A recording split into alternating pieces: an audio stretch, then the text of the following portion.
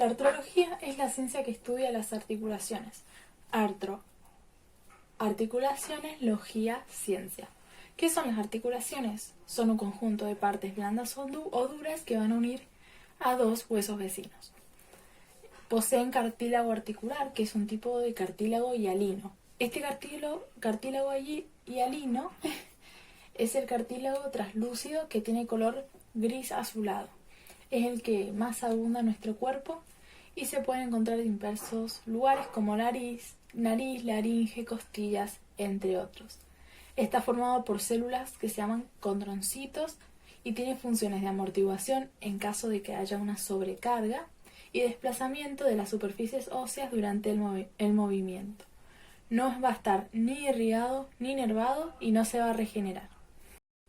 A su vez, el cartílago articular tiene cápsula articular, que ésta va a cubrir la cavidad sinovial y va a mantener unido a los huesos.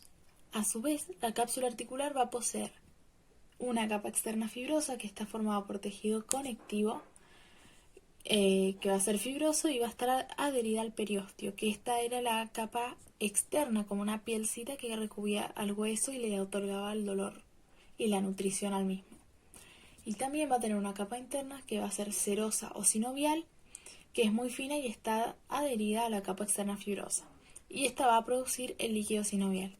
Este líquido es amarillento y tiene un pH alcalino, que no es ácido, y va a tener la función de lubricar las caras articulares para facilitar el movimiento.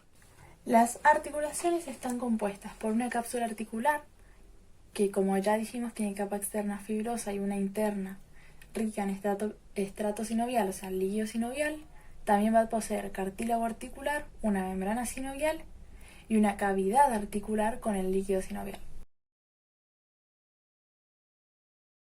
Las articulaciones se clasifican según su carácter morfológico o funcional. Según su carácter morfológico pueden ser fibrosas o cartilaginosas. En las fibrosas son aquellas que no tienen espacio intraarticular. En ella encontramos suturas, que son articulación del hueso craneal, y las diversas suturas pueden ser serratas, que tienen el borde cerrado como si fuera una sierra, sutura escamosa, sutura foliada y sutura armónica.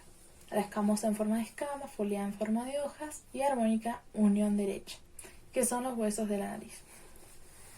Otro tipo de de articulación fibrosa son las gónfosis, que es la que se encuentran en los dientes, y otra articulación fibrosa es la sindesmosis, que tiene tejido fibroso.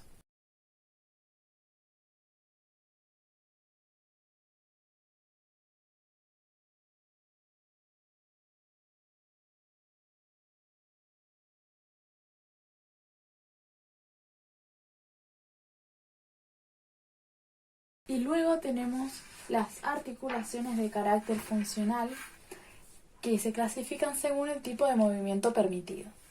Está la diartrosis, que va a poseer una discontinuidad entre las caras articulares, por lo que van a tener más movilidad. Después tenemos las anfiartrosis, que va a tener continuidad de las caras articulares, por lo que van a tener muy poca movilidad, y la sinartrosis también va a tener continuidad de las caras articulares, pero no va a tener movilidad. Estas últimas también se subclasifican según el tejido que produce la adherencia.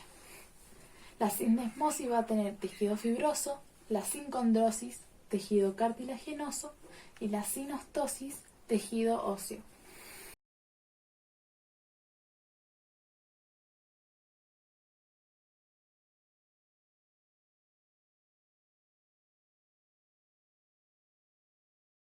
Las junturas sinoviales. Hay dos tipos, fibrosas y cartilaginosas. Las fibrosas van a ser temporarias, que luego después se van a osificar con la edad. Van a permitir movimientos mínimos o nulos. Van a tener sus caras irregulares, casi siempre. Su medio de unión va a ser tejido fibroso. Este tejido fibroso con la edad se osifica. Sus suturas va a ser articulación de los huesos craneales. Y gónfosis es la articulación de los dientes. y las cartilaginosas van a ser temporales o permanentes. Las temporales se van a osificar con su edad y las permanentes no se van a osificar y se caracterizan por espesor y elasticidad. Las permanentes son más anchas que las temporales. Medio de unión va a ser tejido cartilaginoso o cartílago intraarticular y sus caras articulares van a ser planas y curvas. Son ligeramente rugosas y van a estar revestidas por una fina capa de cartílago. Bien, estas junturas van a realizar movimientos. Pueden ser de desliz, que es el desplazamiento de una cara articular sobre otra, de rotación, que es una cara de los huesos gira sobre otra como si fuera un eje. También va a hacer movimientos de flexión, que el movimiento va a producir el cierre de un ángulo articular. Extensión es la apertura de este ángulo articular. Aducción es cuando acercamos la extremidad o el miembro al plano medio. La abducción es cuando lo alejamos. Y circunducción, el hueso describe en su movimiento una especie de cono que se corresponde con el eje de la articulación. Las articulaciones sinoviales presentan caras articulares. Estas son elementos constantes, es decir, que van a estar siempre, por lo que deben estar sí o sí para que se dé la articulación. Estas están recubiertas por un tejido hialino que va a ser constante, con una capa adherida al hueso que va a ser lisa y blanca, que esta va a permitir el movimiento y la elasticidad, es decir, una amortiguación en caso de que sea un exceso de peso. Presentan excavaciones que van a ser inconstantes, es decir, que algunos lo pueden presentar y otros no, donde se van a insertar ligamentos. Estas caras articulares no van a estar irrigadas ni inervadas y no se van a regenerar. Y las articulaciones sinoviales, volumen 2, vamos a encontrar la clasificación. Vamos a poder ver según la cantidad de huesos que participen. Pueden ser articulaciones simples, donde van a participar solamente 2 huesos, por ejemplo en el hombro, o compuestas cuando van a participar varios huesos, por ejemplo el carpo. Después vamos a tener una clasificación según la capacidad de movimiento. Vamos a tener articulación de un solo eje, que puede ser el gínglimo, que va a asemejarse a una bisagra, como por ejemplo la articulación del menudillo. Y también tenemos la articulación trocoide o trocoidea, que va a ser la articulación atlanto-axial, es decir, del atlas con el axis, primera y segunda vértebras cervicales. Después tenemos articulaciones de 2 ejes, donde vamos a tener la articulación sellaris, que va a tener forma de silla de montar, y va a ser un ejemplo la articulación entre la falange de los dedos. Y después tenemos la articulación elipsoidea, que por ejemplo va a ser la articulación atlanto-occipital, es decir, el hueso occipital y la primera vértebra cervical, que es el atlas, por eso atlanto-occipital. Después tenemos la articulación multiaxial, que por ejemplo va a ser la articulación del hombro o de la cadera. Y la articulación anfiartrosis es, por ejemplo, la articulación sacroiliaca.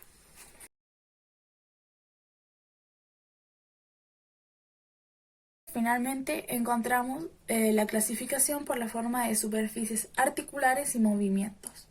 En ella tenemos la articulación esferoidea, que puede hacer todos los movimientos, o sea, de aducción, abducción, circunducción, flexión, extensión. Por ejemplo, la articulación escapoesferoidal.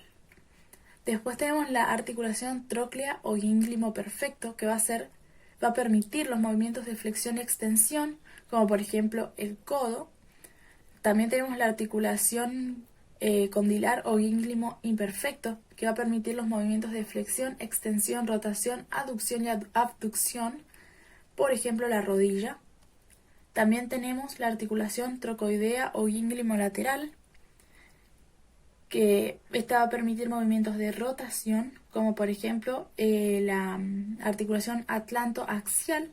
Después vamos a tener articulaciones planiformes, que va a tener 2 caras planas, por lo tanto va a permitir movimiento de desliz, como por ejemplo vértebras cervicales.